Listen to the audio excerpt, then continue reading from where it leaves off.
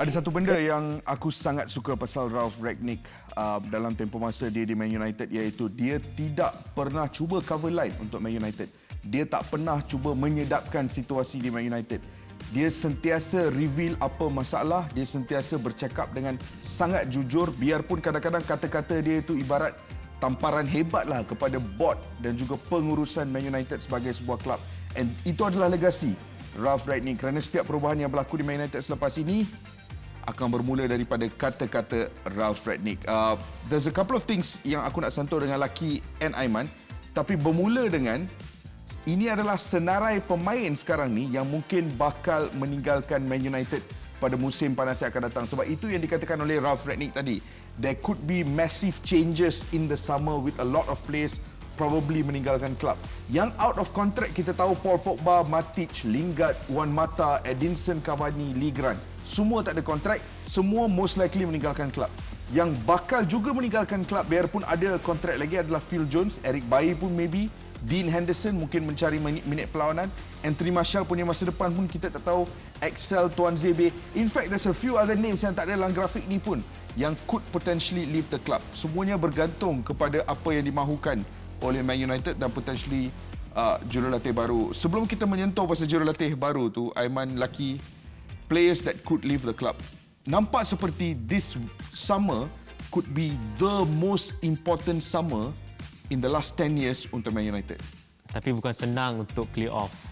Kita tahu yang nampak senang on paper. Tapi it's good that 6 players confirm akan go. Ya, so confirm akan keluar. Tapi and the best part, Pogba, Matic, Mata, even Lingard, Hall, semuanya gaji besar. Dia akan dapatkan extra fund untuk dapatkan pemain baru. Iaitu kontrak. Dan yang ada di list yang Phil Jones, Bailly, Tuanzebe, Dean Henderson. Nak kata clear out tu one thing senang dikata dalam kata kalau main FM manager pun senang lah kita boleh clear off players. Tapi nak clear off player at this current climate of bola sepak sekarang kita tahu bukan senang, bukan tak ada klub yang nak spend banyak. So maybe akan dapat loan ke apa, kita tak tahu. And yang satu lagi I rasa risau juga walaupun I fans Arsenal. One thing is bukan senang nak overhaul the team. Dia akan ambil masa. Ya. Kalau bawa macam at least bawa 3-4 player, dia tak boleh menyelesaikan masalah. Satu Tak. So menyebut pasal squad overhaul ni, Aiman, sebelum kita nak mendalami squad overhaul ni, kita nak start dengan the first step towards the overhaul yang telah pun diambil oleh Man United, iaitu pelantikan Erik ten Hag. Tadi Laki ada menyebut, Aiman, that proses nak buat squad overhaul pada musim panas ini bukan sesuatu yang mudah, kerana nak clear out that many players at one point in time adalah perkara yang sangat susah. And in fact, Man United musim-musim lepas pun pernah struggle dengan benda tu, nak clear out players kan. Tapi realitinya sekarang mereka telah pun melantik seorang individu yang suaranya dan pandangannya akan memainkan peranan yang sangat penting dalam melihat siapa yang akan ada dan meninggalkan klub. And aku nak datang kat kau dengan benda ni, Aiman. And the reason aku nak datang kat kau is sebab this summer, Man United dalam last 5 years ni, beli banyak, 5, 6, 7 years, banyak beli pemain berdasarkan 3 jurulatih berbeza. So there's a group of players yang datang daripada 3 jurulatih berbeza pada satu klub. Tetapi musim panas ini menawarkan peluang buat kali pertama dalam sejarah Man United in the last 10 years untuk kau bentuk satu squad berdasarkan satu individu, iaitu Ten Hag. Ya, lagi-lagi bila kita tengok tim United yang sekarang ni ada acuan, like you said, ada acuan Van Gaal, ada acuan David Moyes, ada acuan Mourinho. So Ferguson. Ferguson. Ferguson pun ada lagi. Phil Jones tu ada lagi. Phil Jones ada lagi. So clearance ni adalah disebabkan oleh one of the things yang Erik ten Hag cakap, kalau dia nak masuk ke United, antara dia punya rule lah, dia cakap aku nak kuasa dekat dressing room, aku nak kuasa siapa aku nak beli, aku nak kuasa aku nak handle benda ni. Kiranya ni bukannya untuk komersial dah, letak tepi komersial, letak tepi fame, letak tepi nama, letak tepi harga tinggi. Aku nak player aku je. So ini adalah peluang yang cukup baik. Kalau Ten Hag, kalau kita nampak announcement tu, mungkin bermakna Glazers ataupun anyone yang ada dekat front office United tu akhirnya mendengar kata, akhirnya memikirkan tentang bola sepak sebab hampir-hampir nak terlepas Champions League sekarang ni. Mungkin fighting dengan Arsenal hujung-hujung musim atau mungkin hujung minggu ni. But inilah peluang dia untuk ambil player sebab kita dah dengar dah beberapa player yang dia nak. Anthony contohnya. Dan beberapa perkara yang Ten Hag perlu untuk address. Contohnya ketiadaan number 6 sampai sekarang dan the only number 6 kita ada Matic. Dia dah openly announce dah, this is my last season at United. So kita dah tak ada number 6.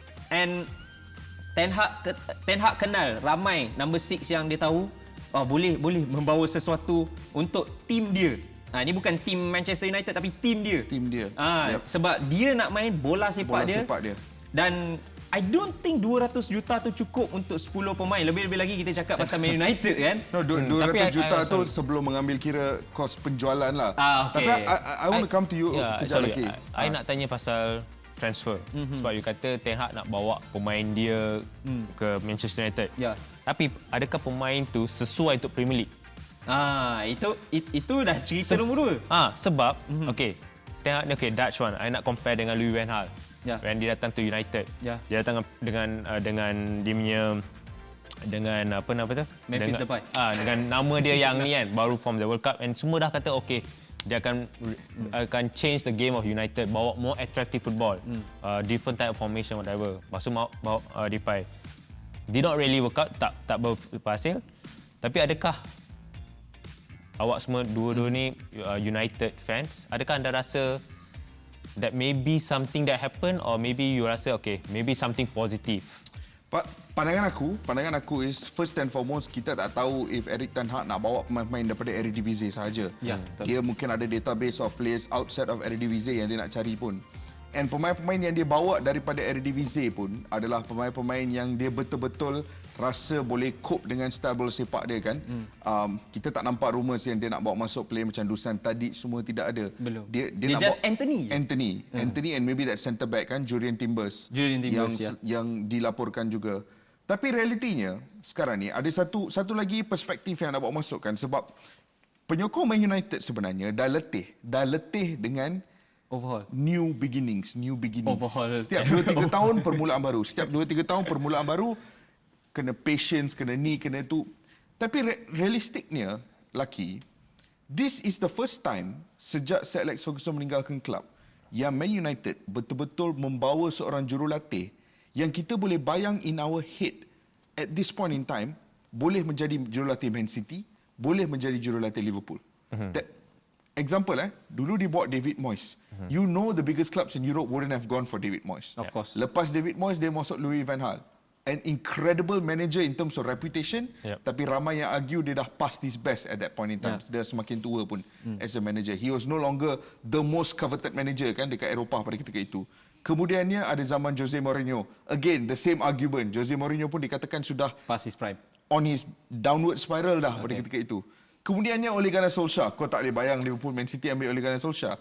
And then kemudiannya sekarang Ralf Rangnick as an interim, different thing altogether. But Erik ten Hag is the first time yang Man United betul-betul buat keputusan yang logical untuk mahu masuk seorang jurulatih yang berkualiti lagi. I think tengok reputasi dengan taktikal, kita tengok sebab dia pernah jadi assistant dengan Pep. Lepas tu reputasi dia dengan bawa pemain-pemain muda, dengan kita tengok Ajax lah, cara dia bawa pemain daripada akademi. One thing about masa Ajax tu yang dia patut jadi macam core, build the team around the core kat United is pemain-pemain daripada akademi United. Similar yang I selalu bagi tahu ni, sebab I watch yang Ferguson punya documentary yang dia katakan foundation untuk satu buah club tu ialah academy players, the local players. Sebab tu Ferguson dia ada 92, the class 92. Class of 92. Itu foundation dia sampai foundation. habis tu. Tak guna beli pemain 5-4 pemain world class tapi you tak ada foundation of the United sebab you tak tahu you tak tahu the nilai untuk bermain untuk club, your local club. Sebab tu sekarang United ni the players you have Lingard, Rashford. Lingard akan belah, Rashford ada. Rashford tak tahulah. Tak tahulah. Sebab tu I think Ten Hag ni dia akan tengok two things. Mungkin dia akan bawa yang pemain yang you katakan, pemain yang sesuai untuk dia punya tactical, dan pemain yang boleh bawa daripada akademi, build a core. Mungkin setahun ni kita akan nampak banyak perubahan. Banyak player muda mungkin. Pemain muda. Sebab kita tahu kat Ajax tu dia berani ambil risiko untuk bawakan pemain muda. That's one thing. Dan tapi dekat United ni, sebab banyak pemain manager ni different type of style of management. Ya, ini pun different lagi. Sebab Ini pun lain juga ni. Sebab daripada Ferguson kita tahu Ferguson put aside. Moyes the different type of tactical. Lepas tu Louis van Gaal very attacking. Dan nampak Mourinho a bit Very defensive pula. defensive pula. Ole safe play. Rangnick try to do gegenpressing pressing tapi tak nampak sangat. Tak nampak sebab player dia tak nak. Player dia tak ada. Player dia tak nak. Player tak nak. So dah kata overhaul ni, I akan teringat time Bayern buat overhaul. Masa dia finish nombor 4, masa tu Wolfsburg menang Bundesliga. 2010 around. Ya. Masa tu I rasa yang dia jual pemain semua, Rocky Santa Cruz semua. Betul. Masa tu. So even Barca pun masa dia dengan Rijkaard yang masa Pep masuk tu, Pep first thing dia bawa academy players. And then dia buang your Ronaldinho, your Decos, correct. So that overhaul tu it's going to be big. And between now dengan end of the season, macam-macam benda lagi akan berlaku dan aku pun pasti kita akan terus berborak pasal Erik ten Hag dalam minggu-minggu dan bulan-bulan yang akan datang sebab tempoh masa 3-4 bulan sekarang ni sebelum permulaan musim depan adalah satu tempoh yang sangat luar biasa buat Erik ten Hag.